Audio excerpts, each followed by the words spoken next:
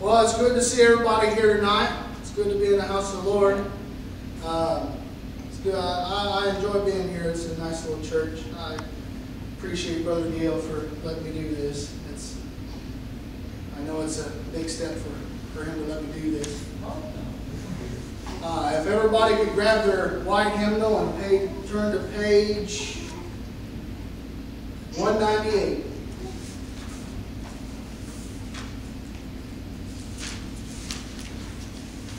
You got to give it to Jody too. She found out 2 minutes ago she was playing the piano. She always loves it when I do that to her.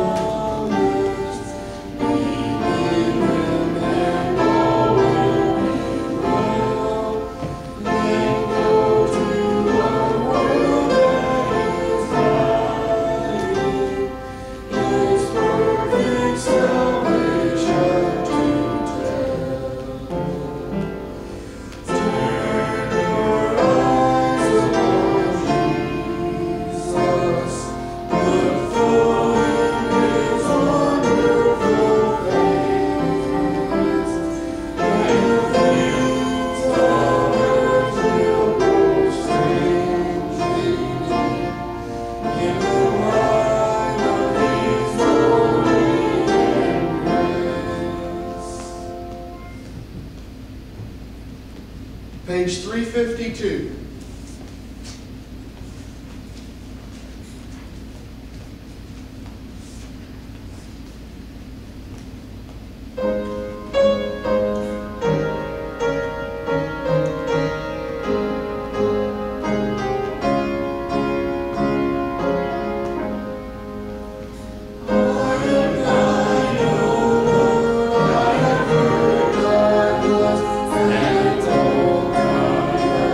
Yeah.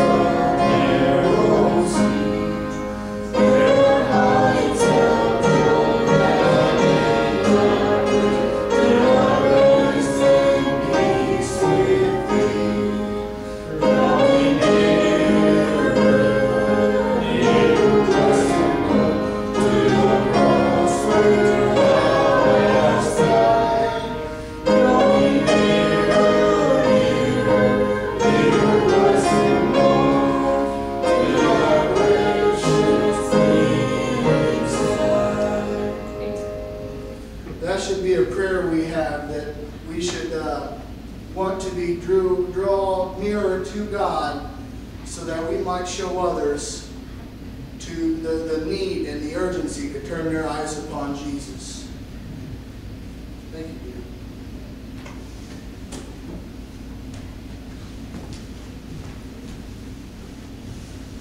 I got one question for you. Just one. Are you ready? Now you might be looking at me like, ready for what? Well, I don't even know what I'm agreeing to. You ever do that that ever happened to you when you was growing up? You're like, are you ready? You know, your brother or sister would come up to you and say, are you ready? And the first time you're like, yeah, sure I'm ready. And then they end up pulling some big prank on you or something. And then by the second or third time they ask you, are you ready? You're like, for what? What am I supposed to be ready for? But as a Christian, we should be ready at all times. We should be ready. We should be ready to tell others about Christ.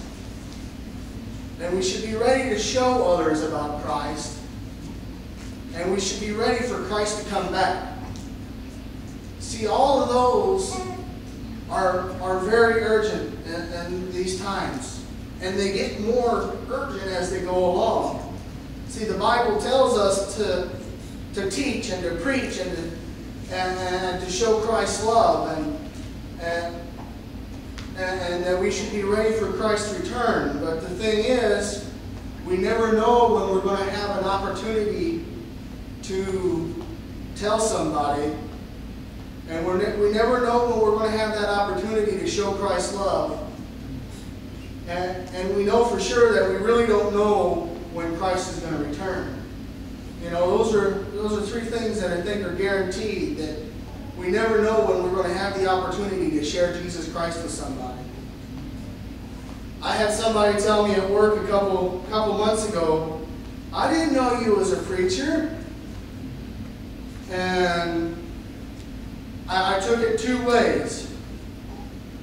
I took it as, said, okay, now you don't have to be somebody. I'm afraid to tell somebody I'm a preacher because they're like, oh, I gotta act different around the preacher, you know.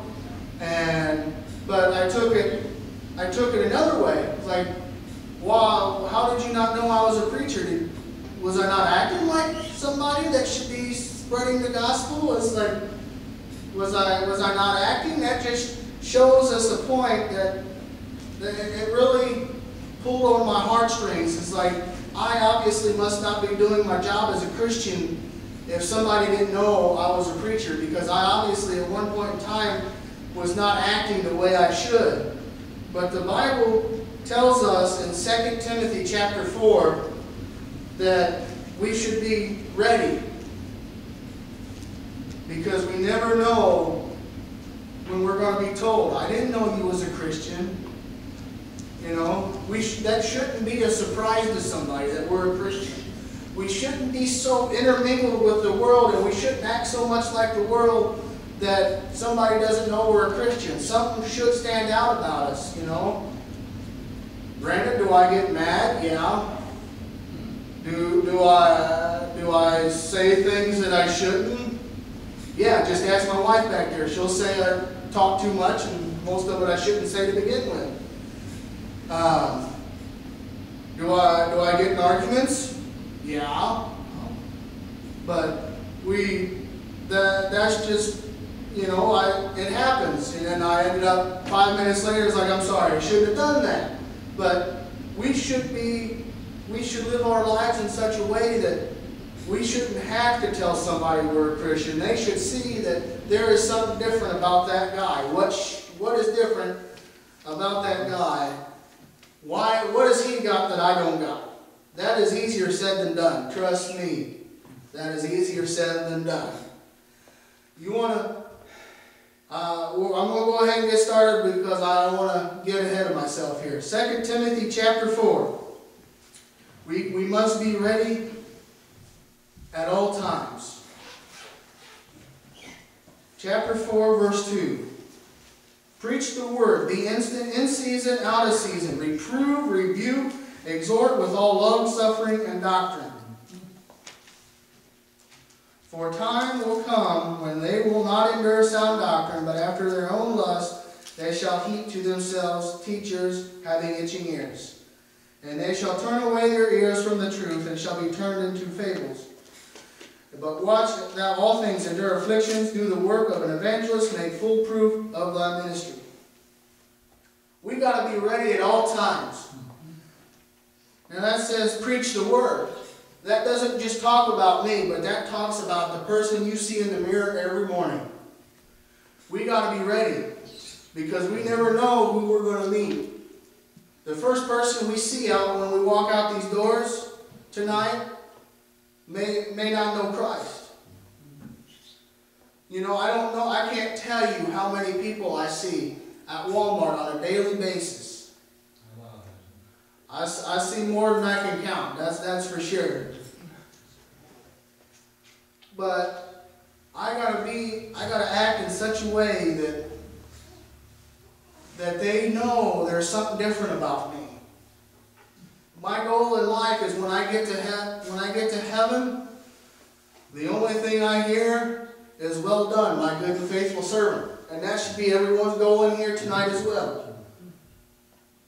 We got to be ready, because we never know when we're going to have an opportunity to spread the gospel with somebody. I can't tell you how many times on my lunch hour where I was just reading my Bible. You know, I wasn't thinking nothing about it. You know, I was just reading my Bible in the break room, in the lunchroom, and somebody would sit down and ask me a question. You know, sometimes our actions speak louder than our words. How many of you ever heard your mother say that to you before? Your actions speak louder than your words, you know. Maybe not your mother, but your teacher or your preacher or somebody. I can almost guarantee you that somebody at one point in your life said, actions speak louder than words. You can tell somebody about Christ, but if you don't show them, it don't do no good, you know. But we got to be ready so that when the time comes, people look to us to know what the truth is. See, that's why I think it says be ready in season and out of season. Because when the time comes that they start turning away, and they shall endure their own lusts, they heap themselves. They shall turn away from the truth. The love of Jesus and the truth of Jesus, we may be the only Jesus that people get. Because there's people out there that have never been, have never heard, or have been and just had their feelings hurt and want nothing to do with it. That's where the church has failed them. We got to be ready. We got to be ready to follow Christ. When I got saved, I never really knew what would happen. My Christian life has been a roller coaster. Where He's led me, where I've been, has been from Effingham to Cape Girardeau to Clay City to Centralia. So I've been all over Southern Illinois. And when I met Jody, she had been in one church building her entire life. Just one. She'd only been to one. And now she's been to so many churches she can't even remember half of them she's been to. So we never know where Christ is going to take us. But we got to follow Christ, even though we might be in the middle of something. Let's turn to Luke chapter 9. We got to be ready. Even though we think we're doing something more important, we got to be ready. Even though we think what we think is more important, God may think and said, "You don't worry about it. I need you over here. What's over here is more important than what's over there. I need you to go over there." Said, "Don't worry about what you're doing over there. It's going to be okay. It's going to be waiting for you when you get back." Luke chapter 9, we're going to start in verse 59. And he said one unto another, these are the words of Jesus talking to some people that he was just talking to some people along the road.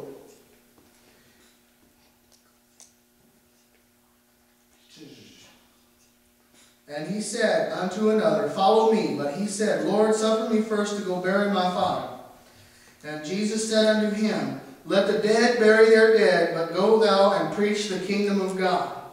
And another also said, Lord, I will follow thee, but let me first go bid them farewell, which are at home at my house. But Jesus said unto him, No man having put his hand to the plow, and looking back, is fit for the kingdom of God. See, what Jesus is doing here is he's found two guys here. There's two different guys. The first one, he says, Follow me. That's all he says. Follow me. Drop what you're doing. Come with me. I remember growing up when my dad said, Come with me, I need your help. I said, But Dad, I'm in the middle of something here. I said, Just come with me for a second. Just come with me. I need your help. See, that's what Jesus is doing here. He just said, Come here. I need you to go with me. But you notice we as humans always have that but, that little three-letter word. I'll do whatever you want me to. I'll go wherever you want, Lord. But we always say we want to follow Christ wherever He shall lead, but there's always but. We think that sometimes Christ's plans are not as good as ours. But Christ lays that out. Christ just walks up to me, or walks up to this guy and said, Follow me. He said, But Lord, let me go bury my father. He said, I got my dad just died, let me go bury my dad here. He said, let me take 5 minutes. I'll be right with you. And I can kind of picture Jesus shaking his head and saying, You don't get it. You don't get it. Drop what you're doing. Come with me. Let the dead bury their dead, but go thou and preach the kingdom of God. He said, What you're doing over here is not as important what I need you to do over here. Let the dead bury their dead. That means let those who don't know me bury the ones who don't know me. So that's what it says, let the dead bury their dead. Let the ones who don't know me bury the ones who have died that didn't know me. The first one said, Jesus walks up and said, Come, drop what you're doing, come with me. He said, But Lord, let me finish what I'm doing. He said, It doesn't matter what you're doing, get over here now. Second guy, Lord, I will follow thee, but let me go bid them farewell, which are at my house. Jesus walks up to the second guy. Follow me. Well, it doesn't say he told the second guy, follow me, but I imagine that's what he said to the second guy. He said, follow me. He said, Lord, let me go tell my family members goodbye. Well, just let me go say bye to them and I'll be right back. 5 minutes. So let me finish what I'm doing. And Jesus says, no man, having put his hand to the plow and looking back, is fit for the kingdom of God. Said it doesn't matter who's at your house. Come with me. What I have for you to do is more important than going to say bye to your family members. This is why there's an urgency to tell others about Christ, I think, because our family members that don't know Christ, they're the ones that we won't be able to get to say bye to if something happens to us or them. We got to tell them before Christ sends us to do something else. when I moved to Galgren, I was excited. I was excited because, number one, my dad had given me a house that I didn't have to pay rent on. I just had to pay the utilities. And number two, I was an hour away from mom and dad. I was excited. I said, you know, I finally get some peace and quiet, and I don't have to have mom and dad bothering me. You know, guess what? That house I moved into is the house my dad grew up in. And being Gary Jr., I thought I was stepping out away from Dad's shadow. And guess what? Moving into the house that he grew up in, I only moved further into it. Think about it. If I'm Gary Jr. and I moved into the house my dad grew up in, and everybody there, like, you haven't aged a bit. Said, I know, that's because I'm his boy. But that's what the second guy was saying, I think. He said, let me go say bye to my family members. Let me go say bye to my family members. Christ says, no. I want you to go over here. Don't bother going home to grab your clothes. Don't grab a sack of food. Just go. Said, but Lord, I'm in the middle of something here. Says, I know you're in the middle of something. Go. There will be food there waiting for you. There will be clothes waiting there for you. Everything you're going to need, the Lord will provide. Jehovah Jireh, you ever heard that term? The Lord will provide. He has provided, will provide. Has provided, will provide, and will keep providing. I can tell you that from personal experience, that the Lord will provide. Even if He says, drop what you're doing and go.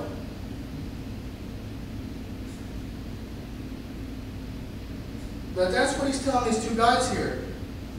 They never expected to see Christ. They didn't think about it. Otherwise, they probably would have hurried up and got their stuff done. The second guy would have probably been visiting with his parents and his family who were over at the house. If they would have known that Christ was coming, they would have had their stuff done before Christ would have got there. But we'll get there. We don't know when Christ is coming. But Jesus tells them, no man putting his hand to the plow and looking back is fit for the kingdom of God. That means is if you're more worried about what you was doing in sin, don't worry about it. I mean, you're not fit for the kingdom of God. If you're more worried about doing the stuff you were doing in sin and doing the stuff you were before you got saved, just stay where you're at. I have no use for you. That's what I think it's saying. We got to be ready to go, even though we're in the middle of something. We must be ready, even though we're in the middle of something. How many of you have had jobs before? I'm sure everybody in here at one point in time has held a job. You could be in the middle of something, and the boss says, get over here. Unless it's like direly important to somebody's safety, if it doesn't get done, you usually drop what you're doing and go see what the boss wants. You know? It's the same thing here. Jesus called and they got up and went. We got to be ready to follow Him and to tell others. Matthew chapter 28. You probably already know what I'm going to say here. We got to be ready to tell.